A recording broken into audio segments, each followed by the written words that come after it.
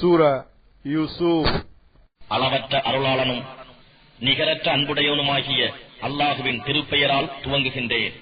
அலிஃப் லாம் ரா. இவை தெளிவான இவ்வேதத்தின் வசனங்களாகும். நீங்கள் விளங்கிக் கொள்வதற்காக இதனை அரபி மொழியிலான குர்ஆனாய் நிச்சயமாக நாமே இறக்கி வைத்தோம். நபியே, நாம் வஹி மூலம் உம்மீது இந்த குர்ஆனை அருள் செய்தது கொண்டு வரலாறுகளில் மிக அழகான வரலாற்றை உமக்கு நாம் கூறுகின்றோம். இதற்கு முன் இது குறித்து ஏதும் அறியாதவர்களில் ஒருவராய் நீர் இருந்தீர். யூசுப் தம் தந்தையாரிடம், அருமை தந்தையே, 11 நட்சத்திரங்களும் சூரியனும் சந்திரனும் இவை யாவும் எனக்கு சிரம் பணிவதை மெய்யாகவே கனவில் நான் கண்டேன் என்று கூறிய பொழுது, என் அருமை மகனே, உனது கனவை உன் சகோதரர்களிடம் சொல்லிக் காட்ட வேண்டாம். அவ்வாறு செய்தால் அவர்கள் உனக்கு தீங்கிழைக்க சதி செய்வார்கள். ஏனெனில் அவ்வாறு சதி செய்ய தூண்டும் ஷைத்தான் நிச்சயமாக மனிதனுக்கு பகிரங்க விரோதியாக இருக்கின்றான். இவ்வாறே உன் இறைவன் உன்னை தேர்ந்தெடுத்து கனவுகளின் விளக்கத்தை உனக்கு கற்றுக் கொடுத்து அவனுடைய அருளை உன்மீதும் யாக்கூபின் சந்ததியார் மீதும் நிரப்பமாக்கி வைப்பார். இதற்கு முன்னர் உன்னுடைய மூதாதையராகிய இப்ராஹிம், இஸ்ஹாக் ஆகிய இருவர் மீதும் தன் அருளை அவன் நிரப்பமாக்கி வைத்தது போல நிச்சயமாக உன் இறைவன் யாவற்றையும் நன்கு அறிந்தோனும் மிக்க ஞானமுடையவனுமாக இருக்கின்றான். நிச்சயமாக யூசுஃபிடத்திலும் அவர்களுடைய சகோதரர்களிடத்திலும் சத்தியத்தை தேடுபவர்களுக்கு நிரம்ப படிப்பினைகள் இருக்கின்றன. யூசுஃபுடைய சகோதரர்கள் கூறினார்கள், யூசுஃபும் அவருடைய சகோதரரும் நம் தந்தைக்கு நம்மை விட அதிக பிரியமுள்ளவர்களாக இருக்கின்றனர். நாமோ பலமுள்ள கூட்டத்தினராக இருக்கின்றோம். நிச்சயமாக நம் தந்தை பகிரங்கமான வழிகேட்டிலேயே இருக்கின்றார் என்றும், யூசுஃபை கொன்றுவிடுங்கள் அல்லது அவரை தொலைவான ஒரு நாட்டில் எறிந்து விடுங்கள். அப்போது உங்கள் தந்தையின் கவனம் உங்கள் பக்கமே இருக்கும். இதன் பின் நீங்கள் நல்ல மனிதர்களாகி விடுவீர்கள் என்றும் கூறிய பொழுது, அவர்களில் ஒருவர், நீங்கள் யூசுஃபை கொலை செய்யாதீர்கள். நீங்கள் அவரை ஏதாவது செய்தே ஆக வேண்டும் என்றால் அவரை ஓர் ஆழமான பாழுங்கிணற்றில் தள்ளிவிடுங்கள். அப்போது அவ்வழி செல்லும் பிரயாணிகளில் எவரேனும் சிலர் அவரை எடுத்துக் கொள்ளக்கூடும் என்று கூறினார். பிறகு தம் தந்தையிடம் வந்து, எங்கள் தந்தையே, யூசுஃபுடைய விஷயத்தில் நீங்கள் ஏன் எங்களை நம்புவதில்லை? மெய்யாகவே நாங்கள் அவருக்கு நன்மையை நாடுபவர்களாகவே இருக்கின்றோம். நாளைய தினம் அவரை எங்களுடன் அனுப்பி வையுங்கள். காட்டில் உள்ள கனிகளை புசித்துக் கொண்டும் விளையாடிக் கொண்டும் இருப்பார். நிச்சயமாக நாங்கள் அவரை பாதுகாத்துக் கொள்வோம் என்று கூறினார்கள். அதற்கு யாக்கூப், நீங்கள் அவரை அழைத்துச் செல்வது நிச்சயமாக என்னை கவலைக்குள்ளாக்குகிறது. மேலும் நீங்கள் அவரை கவனியாது பராமுகமாக இருக்கும் போது அவரை ஓனாய் பிடித்து தின்றுவிடுமோ என்று நான் பயப்படுகிறேன் என்று கூறினார். அதற்கு அவர்கள், நாங்கள் பலசாலிகளான ஒரு கூட்டமாக இருந்தும் அவரை ஓனாய் பிடித்து தின்றுவிடுமானால் நாங்கள் நஷ்டவாளிகளாய் நிச்சயமாய் ஆகியிருப்போம் என்று கூறினார்கள். இவ்வாறாக அவர்கள் அவரை அழைத்துச் சென்று ஆழமான பாழுங்கிணற்றில் தள்ளிவிட ஒன்று சேர்ந்து முடிவு செய்த போது, நீர் அவர்களின் இச்செயலை பற்றி அவர்களுக்கு ஒரு காலத்தில் உணர்த்துவீர். அது சமயம் அவர்கள் உம்மை அறிந்து கொள்ள மாட்டார்கள் என்று நாம் யூசுஃபுக்கு வஹி அறிவித்தோம். இன்னும் அவர்கள் அன்று பொழுது சாய்ந்ததும் தங்களுடைய தந்தையாரிடம் அழுது கொண்டே வந்தார்கள். எங்கள் தந்தையே, நாங்கள் யூசுஃபை எங்களுடைய சாமான்களிடத்தில் விட்டுவிட்டு ஓடியாடி விளையாடிக் கொண்டே வெகு தூரம் சென்று விட்டோம். அப்போது ஓனாய் அவரை பிடித்து தின்று விட்டது.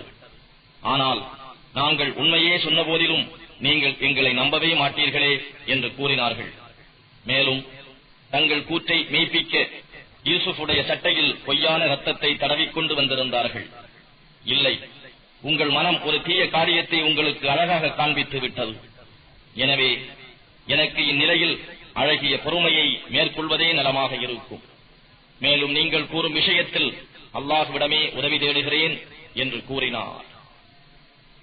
பின்னர் அக்கிணற்றருகே ஒரு பயணக் கூட்டம் வந்தது. அவர்களில் தண்ணீர் கொண்டு வருபவரை தண்ணீருக்காக கூட்டத்தினர் அனுப்பினார்கள். அவர் தம் வாளியை கிணற்றில் விட்டார். ஒரு நற்செய்தி, ஓர் அழகிய சிறுவன் என்று கூறினார். யூசுஃபை தூக்கி எடுத்து அவரை ஒரு வியாபார பொருளாக கருதி மறைத்து வைத்துக் கொண்டார்கள். ஆனால் அவர்கள் செய்ததையெல்லாம் அல்லாஹ் நன்கு அறிந்தவனாகவே இருக்கின்றான். இதற்குள் அவருடைய சகோதரர்கள் ஓடிவந்து அவரை மிகவும் குறைந்த சில எண்ணப்பட்ட வெள்ளி காசுகளுக்காக விற்று விட்டார்கள். அந்த அளவுக்கு அவர்கள் அவரை வெறுத்தவர்களாக இருந்தனர். யூசுஃபை மிஸ்ர் நாட்டில் வாங்கியவர் தம் மனைவியை நோக்கி, இவர் நம்மிடம் தங்குவதை சங்கையாக வைத்துக்கொள். ஒருவேளை இவர் நமக்கு மிக்க நன்மையை கொண்டு வரலாம், அல்லது இவரை நாம் நம் சுவீகார புத்திரனாக ஆக்கிக் கொள்ளலாம் என்று கூறினார். இவ்வாறு நாம் யூசுஃபுக்கு பூமியிலே தக்க வசதி அளித்தோம். இன்னும் நாம் அவருக்கு கனவுகளுக்கு பயன் கூறுவதையும் கற்றுக் கொடுத்தோம். அல்லாஹ் தான் நாடிய காரியத்தில் வெற்றியாளனாக இருக்கிறார். ஆனால் மக்களில் பெரும்பாலோர் இதனை அறிந்து கொள்ள மாட்டார்கள்.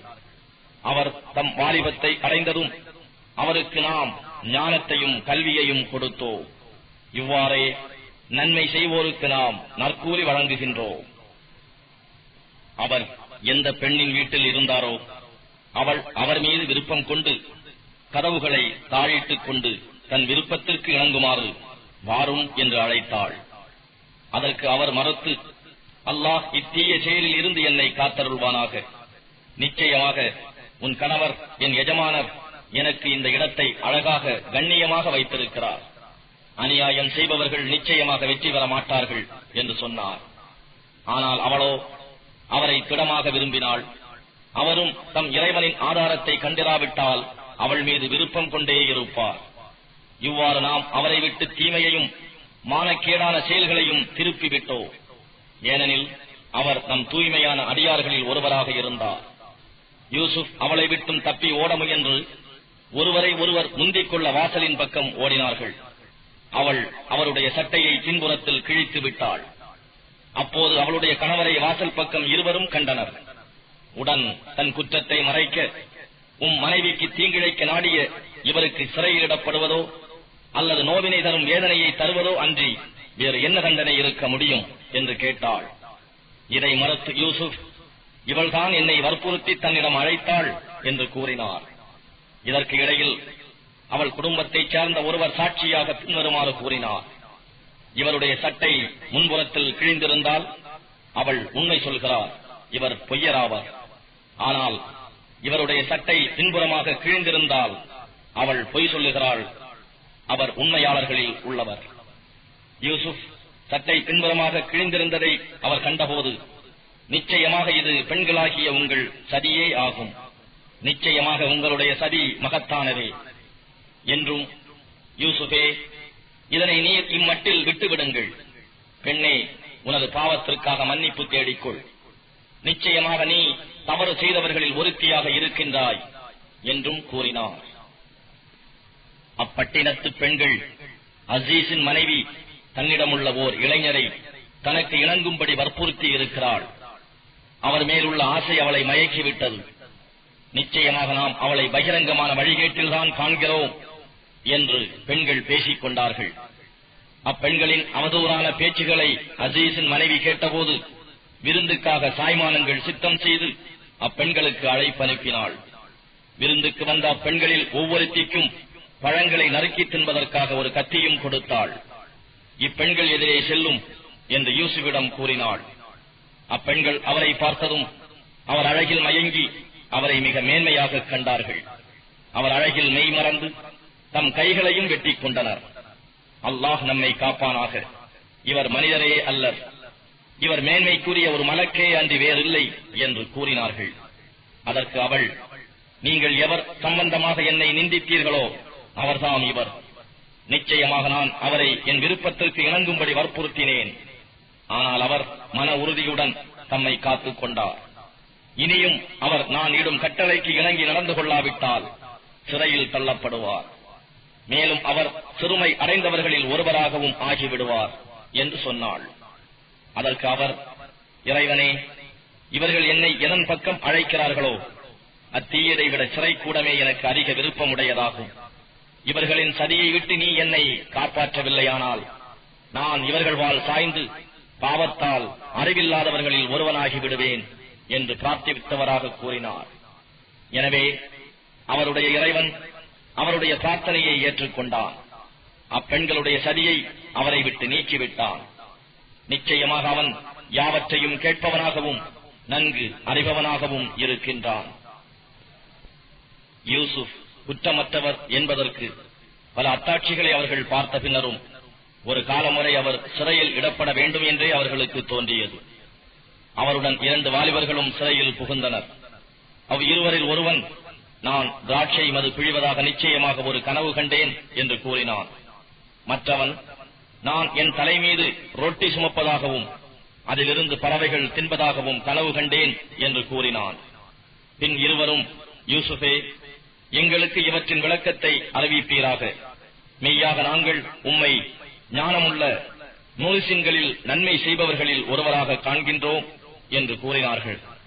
அதற்கு அவர் கூறினார், உங்கள் இருவருக்கும் அளிக்கக்கூடிய உணவு உங்களிடம் வந்து சேருவதற்கு முன்னரும், இக்கனவுகளின் பலனை நீங்கள் இருவரும் அடைவதற்கு முன்னரும் இவற்றின் விளக்கத்தை உங்கள் இருவருக்கும் கூறிவிடுகிறேன். இவ்விரண்டும் என் இறைவன் எனக்கு கற்றுக் கொடுத்தவற்றிலிருந்தும் உள்ளவை. அல்லாஹுவின் மீது நம்பிக்கை கொள்ளாதவர்களும் மறுமையை நிராகரிப்பவர்களுமான சமூகத்தாரின் மார்க்கத்தை நான் நிச்சயமாக விட்டுவிட்டேன். நான் என் மூதாதையர்களான இப்ராஹிம், இஸ்ஹாக், யாக்கூப் ஆகியோரின் மார்க்கத்தை பின்பற்றுகிறேன். அல்லாஹுவுக்கு எதையும் நாங்கள் இணை வைப்பது எங்களுக்கு தகுமானது அல்ல. இது எங்கள் மீதும் இதர மக்கள் மீதும் அல்லாஹ் புரிந்த அருளாகும். எனினும் மனிதர்களில் பெரும்பாலோர் அல்லாஹுவுக்கு நன்றி செலுத்துவதில்லை. சிறையில் இருக்கும் என்னிரு தோழர்களே, வெவ்வேறான பல தெய்வங்கள் இருப்பது நல்லதா, அல்லது யாவரையும் அடக்கி ஆளுகின்ற ஒருவனான அல்லாஹுவா? அவனை அன்றி நீங்கள் வணங்கிக் கொண்டிருப்பவை யாவும் நீங்களும் உங்கள் மூதாதையரும் வைத்துக் கொண்ட வெறும் கற்பனை பெயர்களை அன்றி வேறில்லை. அவற்றுக்கு அல்லாஹ் யாதொரு அதிகாரத்தையும் இறக்கி வைக்கவில்லை. அல்லாஹ் ஒருவனுக்கே அன்றி வேறெவருக்கும் அதிகாரம் இல்லை. அவனை அன்றி வேறு எவரையும் நீங்கள் வணங்கக்கூடாது என்று அவன் உங்களுக்கு கட்டளையிட்டிருக்கின்றான். இதுவே நேரான மார்க்கமாகும். ஆனால் மனிதர்களில் பெரும்பாலோர் இதனை அறிந்து கொள்வதில்லை. சிறையில் இருக்கும் என் இரு தோழர்களே, உங்கள் கனவுகளின் பலனாவன, உங்கள் இருவரில் ஒருவர் தம் எஜமானனுக்கு திராட்சை மதுவை புகட்டிக் கொண்டிருப்பார். மற்றவரோ சிலுவையில் அறையப்பட்டு அவர் தலையிலிருந்து பறவைகள் கொத்தி தின்னும். நீங்கள் இருவரும் விளக்கம் கோரிய காரியம், கனவின் பலன் விதிக்கப்பட்டு விட்டது என்று யூசுப் கூறினார். இருவரில் யார் விடுதலை அடைவார் என்று எண்ணினாரோ அவரிடம், என்னை பற்றி எஜமானனிடம் கூறுவீராக என்றும் சொன்னார். ஆனால் சிறையிலிருந்து விடுதலாகிய அவர் தம் எஜமானனிடம் இதை பற்றி கூறுவதிலிருந்து ஷைத்தான் அவரை மறக்கடித்து விட்டான். ஆகவே அவர் சிறை கூடத்தில் பின்னும் சில ஆண்டுகள் இருக்க வேண்டியவரானார். மேலும் தம் பிரதானிகளை அழைத்து எகிப்து நாட்டு அரசர் கூறினார், நான் 7 கொழுத்த பசுக்களை 7 மெலிந்த பசுக்கள் தின்பதையும் 7 பசுமையான கதிர்களையும் வேறு 7 காய்ந்து சாவியாகிவிட்ட கதிர்களையும் திடமாக நான் கனவில் கண்டேன். பிரதானிகளே, நீங்கள் கனவு விளக்கம் கூறக்கூடியவர்களாக இருந்தால் என்னுடைய இக்கனவின் பலனை எனக்கு அறிவியுங்கள் என்று. இவை குழப்பமான கனவுகளேயாகும். எனவே நாங்கள் இக்கனவுகளுக்கு விளக்கம் கூற அறிந்தவர்கள் அல்லர் என்று கூறினார்கள். இருவரில் சிறையிலிருந்து விடுதலை அடைந்திருந்தவர் நீண்ட காலத்துக்கு பின்னர் யூசுஃபை நினைவு கூர்ந்து, இக்கனவின் விளக்கத்தை நான் உங்களுக்கு அறிவிப்பேன், என்னை யூசுஃபிடம் அனுப்பி வையுங்கள் என்று சொன்னார். சிறையில் யூசுஃபை கண்ட அவர், யூசுஃபே, உண்மையாளரே, 7 கொழுத்த பசுக்களை 7 மெலிந்த பசுக்கள் தின்பதையும் பசுமையான 7 கதிர்களையும் வேறு 7 காய்ந்து சாவியாகிவிட்ட கதிர்களையும் கனவில் கண்டால் அக்கனவுக்கு பலன் என்ன என்பதை எனக்கு அறிவிப்பீராக. மக்கள் அறிந்து கொள்வதற்காக அவர்களிடம் திரும்பி போய் சொல்ல வேண்டி இருக்கிறது என்று கூறினார். நீங்கள் தொடர்ந்து 7 ஆண்டுகளுக்கு நல்லபடியாக விவசாயம் செய்வீர்கள். பிறகு நீங்கள் அறுவடை செய்த விளைச்சலில் நீங்கள் உண்பதற்கு வேண்டிய ஒரு சிறிய அளவை தவிர அதனை அதற்குரிய கதிர்களிலேயே விட்டு வையுங்கள்.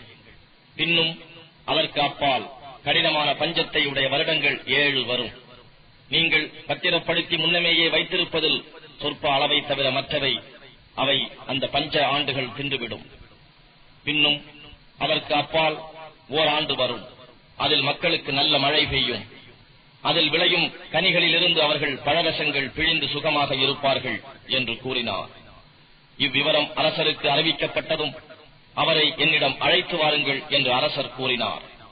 அவருடைய தூதர் யூசுஃபிடம் வந்தபோது அவர், நீர் எஜமானரிடம் திரும்பிச் சென்று தம் கைகளை வெட்டிக் கொண்ட பெண்களின் உண்மை நிலை என்ன, என்று அவரிடம் கேளும். நிச்சயமாக என் இறைவன் அப்பெண்களின் சதியை நன்கு அறிந்தவனாக இருக்கின்றான் என்று கூறினார்.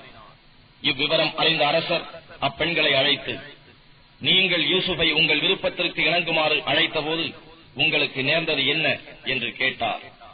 அதற்கு அப்பெண்கள், அல்லாஹ் எங்களை காப்பானாக, நாங்கள் அவரிடத்தில் யாதொரு கெடுதியையும் அறியவில்லை என்று கூறினார்கள். அசீசுடைய மனைவி, இப்பொழுது எல்லோருக்கும் உண்மை வெளிப்பட்டு விட்டது. நான் தான் இவரை என் விருப்பத்திற்கு இணங்குமாறு வற்புறுத்தினேன். ஆனால் நிச்சயமாக அவர் உண்மையாளர்களில் உள்ளவர் என்று கூறினாள். அப்பொழுது யூசுப் கூறினார், இவர்கள் தண்டிக்கப்பட வேண்டும் என்பது கருத்தல்ல. இவ்விசாரணையை நான் விரும்பியதன் காரணம், நிச்சயமாக அவர் என் எஜமானர் இல்லாத போது அவருக்கு நான் துரோகம் செய்யவில்லை என்பதை அவர் அறிந்து கொள்வதுடன், நிச்சயமாக அல்லாஹ் துரோகிகளின் சதியை நடைபெற விடுவதில்லை என்பதை அறிவிப்பதற்காகவுமே ஆகும். அன்றியும் என் மனதை பாவத்தை விட்டும் பரிசுத்தமாக்கிவிட்டதாகவும் கூற இல்லை. ஏனெனில் மன இச்சையானது தீமையை தூண்டிவிடக் கூடியதாக இருக்கிறது. என் இறைவன் அருள் புரிந்தாலன்றி நிச்சயமாக என் இறைவன் மிக்க மன்னிப்பவனாகவும் அருளாளனாகவும் இருக்கின்றான் என்றும் கூறினார். இன்னும் அரசர் கூறினார், அவரை என்னிடம் அழைத்து வாருங்கள், அவரை நான் என் அத்தியந்த ஆலோசகராக அமர்த்திக் கொள்வேன். இவ்வாறு அரசரிடம் யூசுப் வந்ததும் அவரிடம் பேசி அவர் ஞானத்தை நன்கு அறிந்த பொழுது, நிச்சயமாக நீர் இன்றிலிருந்து நம்முன் பெரும் அந்தஸ்து உள்ளவராகவும் நம்பிக்கைக்கு உரியவராகவும் உயர்ந்து இருக்கிறீர் என்று கூறினார். யூசுப் கூறினார், இந்த பூமியின் களஞ்சியங்களுக்கு என்னை அதிகாரியாக ஆக்கிவிடுவீராக. நிச்சயமாக நான் அவற்றை பாதுகாக்க நன்கறிந்தவன். இவ்விதமாக நாட்டில் யூசுப் தாம் விரும்பிய இடத்தில் தாம் விரும்பியவாறு காரியங்களை செய்து வர அவருக்கு வசதியளித்தோம். இவ்வாறே நாம் நாடியவருக்கு நமது அருள் கிடைக்கும்படி செய்கின்றோம். நன்மை செய்பவர்களின் கூலியை நாம் வீணாக்க மாட்டோம். மேலும் பயபக்தி உடையவர்களான மோமீன்களுக்கு நாம் மறுமையில் கொடுக்கும் கூலி மிகச் சிறந்ததாக இருக்கும். பின்னர் யூசுப் உடைய சகோதரர்கள் மிஸ்ர் நாட்டுக்கு வந்து அவர் முன்னிலையில் சென்றதும் யூசுப் அவர்களை அறிந்து கொண்டார். ஆனால் அவர்களோ அவரை அறியாதவர்களாக இருந்தனர். யூசுப் அவர்களுக்கு வேண்டிய பொருள் தானியங்களை சித்தம் செய்து கொடுத்தபோது அவர்களை நோக்கி, உங்கள் தந்தை உண்டான சகோதரனை மறுமுறை நீங்கள் இங்கு வரும்போது என்னிடம் அழைத்து வாருங்கள். நான் உங்களுக்கு தானியங்களை நிரப்பமாக அளந்து கொடுத்ததையும் விருந்துபசாரம் செய்வதில் நான் சிறப்பு ஆனவன் என்பதையும் நீங்கள் பார்க்கவில்லையா? ஆகவே நீங்கள் அவரை என்னிடம் அழைத்து வராவிட்டால் என்னிடம் இருந்து உங்களுக்கு தானிய அளவையும் இனி இல்லை, நீங்கள் என்னை நெருங்கவும் கூடாது என்று கூறினார். அதற்கு அவர்கள், நிச்சயமாக நாங்கள் அவரை பற்றி அவர் தந்தையாரிடம் எடுத்துச் சொல்லி அவரை அழைத்து வர நிச்சயமாக முயற்சி செய்கிறோம் என்று கூறினார்கள். பின்னர் யூசுப் தம் பணியாட்களை நோக்கி, அவர்கள் கிரயமாக கொடுத்த பொருளை அவர்களுடைய மூட்டைகளிலேயே வைத்து விடுங்கள். அவர்கள் தம் குடும்பத்தாரிடம் சென்ற பிறகு இதை அறிந்தால் நம்மிடம் அதை சேர்ப்பிக்க அவர்கள் திரும்பி வரக்கூடும் என்று கூறினார். அவர்கள் தம் தந்தையாரிடம் திரும்பிய போது அவரை நோக்கி, எங்கள் தந்தையே, நாங்கள் நம் சகோதரரை அழைத்துச் செல்லாவிட்டால் நமக்கு தானியம் அளந்து கொடுப்பது தடுக்கப்பட்டுவிடும். ஆகவே எங்களுடன் எங்களுடைய சகோதரனையும் அனுப்பி வையுங்கள். நாங்கள் தானியம் அளந்து வாங்கிக் கொண்டு வருவோம். நிச்சயமாக நாங்கள் இவரை மிகவும் கவனமாக பாதுகாத்து வருவோம் என்று சொன்னார்கள். அதற்கு யாக்கூப், இதற்கு முன்னர் இவருடைய சகோதரர் விஷயத்தில் உங்களை நம்பியது போன்று இவர் விஷயத்திலும் நான் உங்களை நம்புவதா? அது முடியாது. பாதுகாப்பவர்களில் அல்லாஹ்வே மிகவும் மேலானவன். கிருபையாளர்களில் அவனே எல்லோரையும் விட மிக்க கிருபையாளனாவான் என்று கூறிவிட்டார். அவர்கள் தங்கள் சாமான் மூட்டைகளை அவிழ்த்தபோது அவர்களுடைய கிரையப் பொருள் யாவும் அவர்களிடம் திருப்பப்பட்டிருப்பதை கண்டார்கள். அவர்கள், எங்கள் தந்தையே, இதற்கு மேல் நாம் எதை தேடுவோம்? இதோ நம்முடைய கிரையப் பொருள் நம்மிடமே திருப்பப்பட்டு விட்டன. ஆகவே நம் குடும்பத்துக்கு வேண்டிய தானியங்களை நாங்கள் வாங்கி வருவோம். எங்கள் சகோதரரையும் நாங்கள் பாதுகாத்துக் கொள்வோம். மேலும் அவருக்காக ஓர் ஒட்டகை சுமை தானியத்தை அதிகமாக கொண்டு வருவோம். இது சொற்ப அளவு தானியம்தான் என்று கூறினார்கள். அதற்கு யாக்கூப், உங்கள் யாவரையுமே ஏதாவது ஒரு ஆபத்து சூழ்ந்து உங்களை சக்தியற்றவர்களாக ஆக்கிக் கொண்டால் அன்றி நிச்சயமாக நீங்கள் அவரை என்னிடம் கொண்டு வருவீர்கள் என்று அல்லாஹுவின் மீது நீங்கள் எனக்கு சத்தியம் செய்து வாக்குறுதி கொடுத்தால் அன்றி நான் அவரை உங்களுடன் அனுப்பவே மாட்டேன் என்று கூறினார். அவர்கள் அவ்வாறு அவருக்கு சத்தியம் செய்து வாக்குறுதி கொடுத்ததும் அவர், நாம் பேசிக் கொண்டதற்கு அல்லாஹ்வே காவலனாக இருக்கின்றான் என்று கூறினார். பின்னும் அவர், என் அருமை மக்களே, நீங்கள் மிஸ்ருக்குள் ஒரே வாசல் வழியாக நுழையாதீர்கள், வெவ்வேறு வாசல்களின் வழியாக நுழையுங்கள். அல்லாஹுவின் விதிகளில் யார் ஒன்றையும் நான் உங்களை விட்டு தடுத்துவிட முடியாது. ஏனென்றால் அதிகாரமெல்லாம் அல்லாஹுவுக்கே அன்றி வேறு எவருக்கும் இல்லை. அவன் மீதே நான் முழுமையாக நம்பிக்கை கொண்டுள்ளேன். எனவே முழுமையாக நம்பிக்கை வைப்பவர்கள் அவன் மீதே முழு நம்பிக்கை வைப்பார்களாக என்று கூறினார். மிஸ்ரு சென்ற அவர்கள் தன் தந்தை தங்களுக்கு கட்டளையிட்டபடி நுழைந்ததனால் யாக்கூபுடைய மனதில் இருந்த ஒரு நாட்டத்தை அவர்கள் நிறைவேற்றி வைத்தார்களே தவிர அல்லாஹுவிடம் இருந்து வரக்கூடிய எதனையும் அது அவர்களை விட்டும் தடுக்கக்கூடியதாக இருக்கவில்லை. நாம் அவருக்கு அறிவித்துக் கொடுத்தவற்றில் நிச்சயமாக அவர் அறிவு தேர்ச்சி பெற்றவராக இருக்கின்றார். எனினும் மனிதர்களில் பெரும்பாலோர் இதை அறிய மாட்டார்கள்.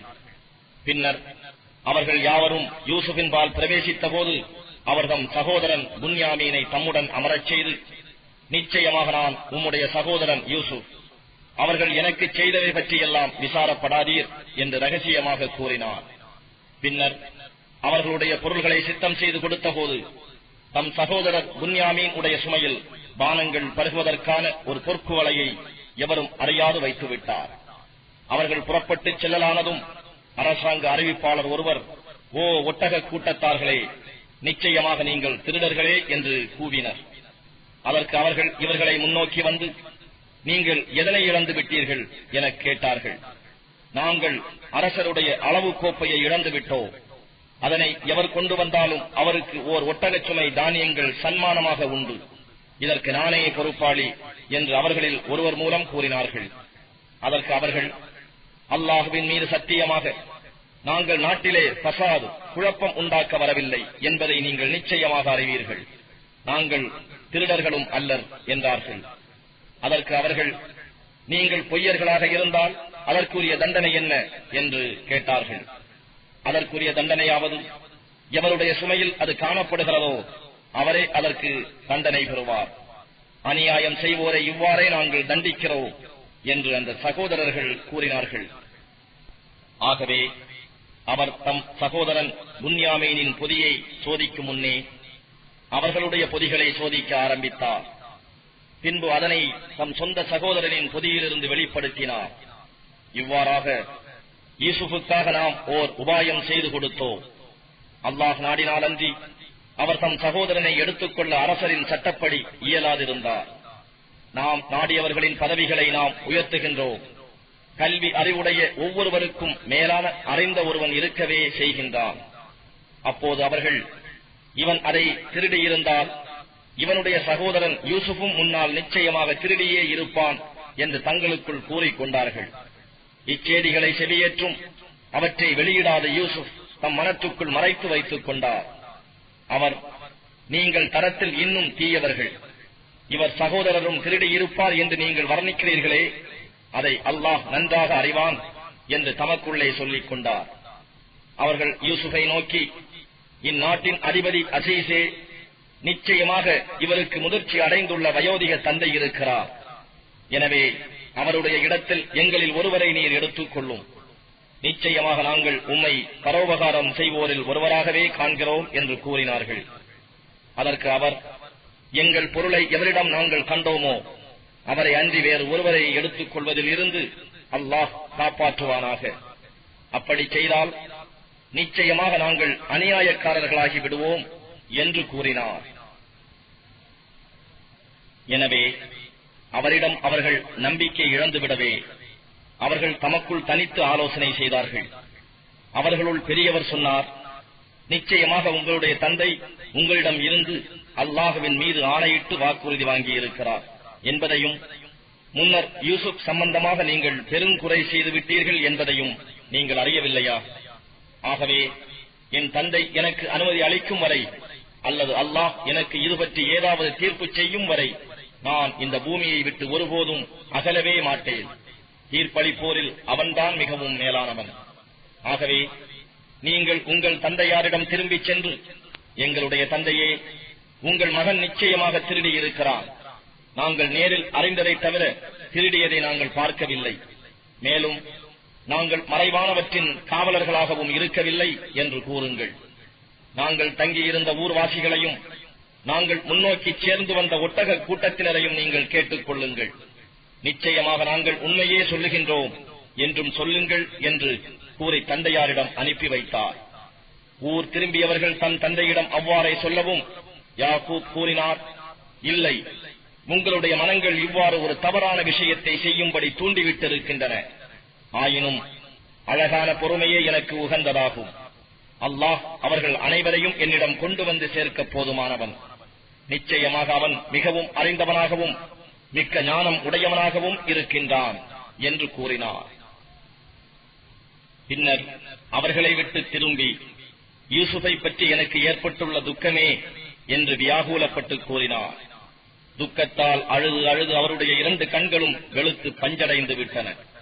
பிறகு அவர் தம் துக்கத்தை விழுங்கி அடக்கிக் கொண்டார். இதை கண்ணுற்ற அவருடைய மக்கள், தந்தையே, அல்லாஹுவின் மீது சத்தியமாக நீங்கள் யூசுஃபை நினைந்து நினைந்து அழுது நோயுற்று இளைத்து மடிந்து போகும் வரை அவர் எண்ணத்தை விட்டும் நீங்க மாட்டீர்கள் என்று கூறினார்கள். அதற்கு அவர், என்னுடைய சஞ்சலத்தையும் கவலையையும் அல்லாஹுவிடமே முறையிடுகின்றேன். அல்லாஹுவிடம் இருந்து நீங்கள் அறியாதவற்றை நான் அறிவேன் என்றும், என் மக்களே, மீண்டும் மிஸ்ருக்கு நீங்கள் செல்லுங்கள். யூசுஃபையும் அவருடைய சகோதரரையும் தேடி விசாரியுங்கள்.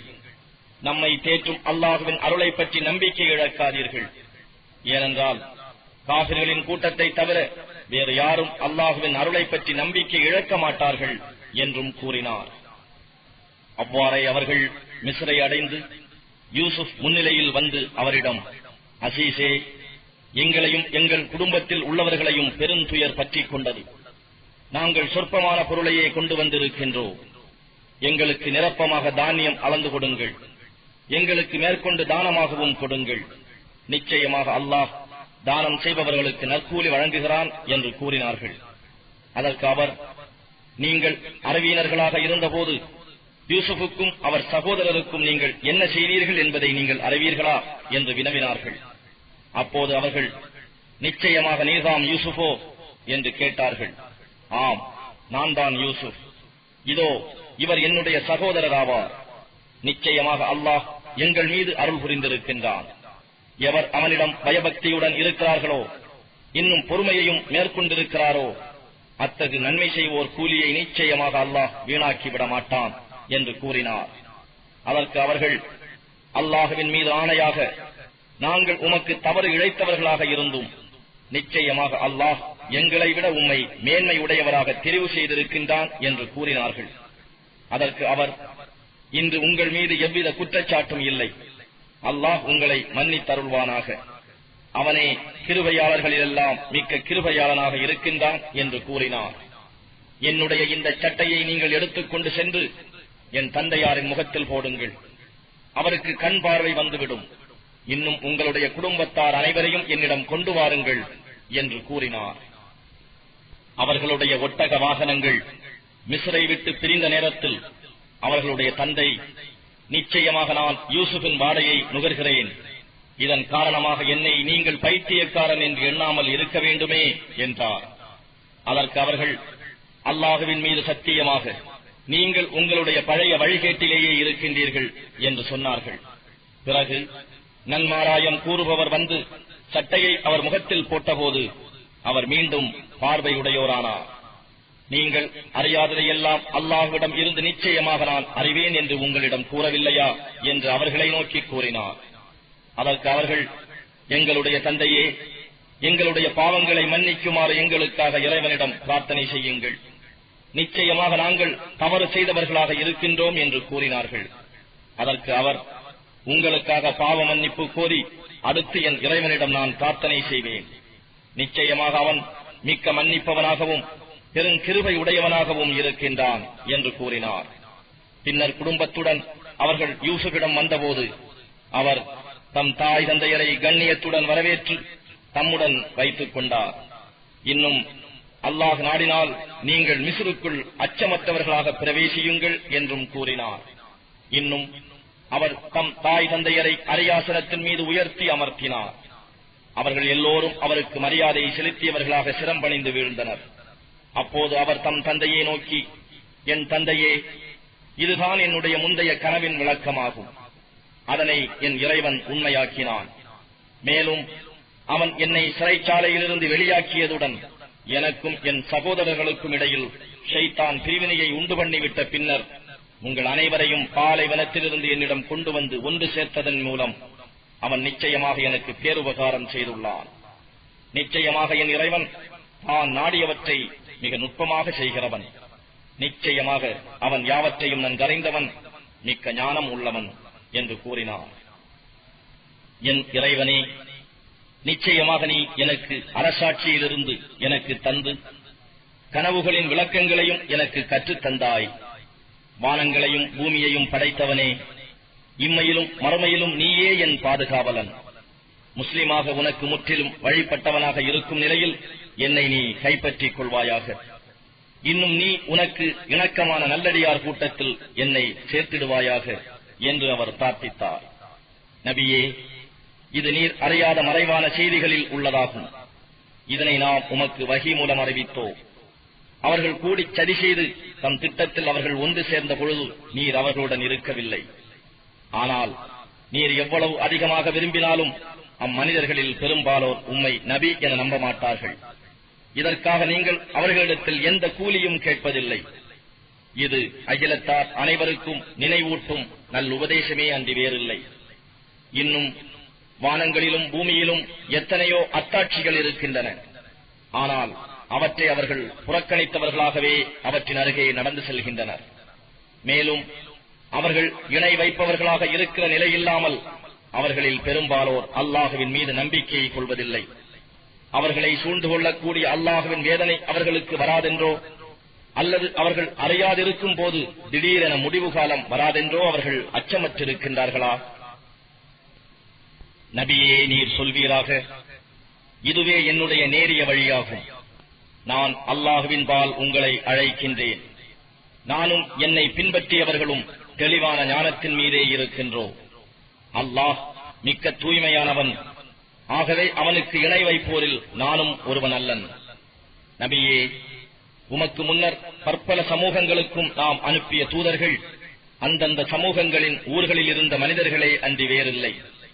அவர்களுக்கே நாம் வஹி மூலம் நம் கட்டளைகளை அறிவித்தோம். இவர்கள் பூமியில் பிரயாணம் செய்து இவர்களுக்கு முன் இருந்தவர்களின் முடிவு எப்படி இருந்தது என்பதை பார்க்கவில்லையா? மறுமை வீடுதான் பயபக்தி உடையவர்களுக்கு மிகவும் மேலானதாகும். இதனை நீங்கள் சிந்தித்து விளங்கிக் கொள்ள வேண்டாமா? நம் தூதர்கள் தாம் பொய்யாக்கப்பட்டு விட்டதாக சஞ்சலப்பட்டு நிராசையாகிவிடும் வரையிலும் அநியாயக்காரர்களை அவர்கள் நம் போக்கில் விட்டு வைத்தோம். பின்னர் நம் உதவி நம் தூதர்களுக்கு கிடைத்தது.